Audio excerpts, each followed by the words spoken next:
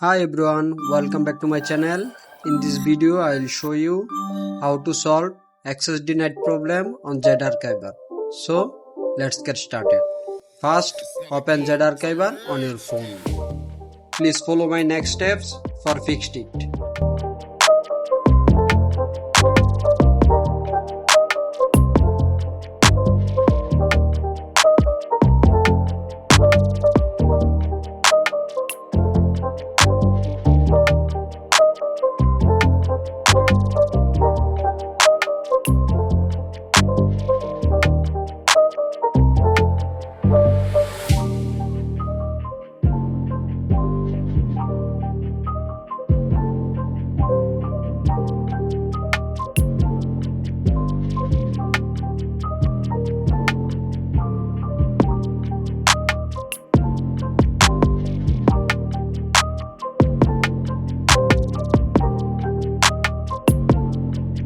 If this video helped you, don't forget to like and subscribe my channel. Thank you.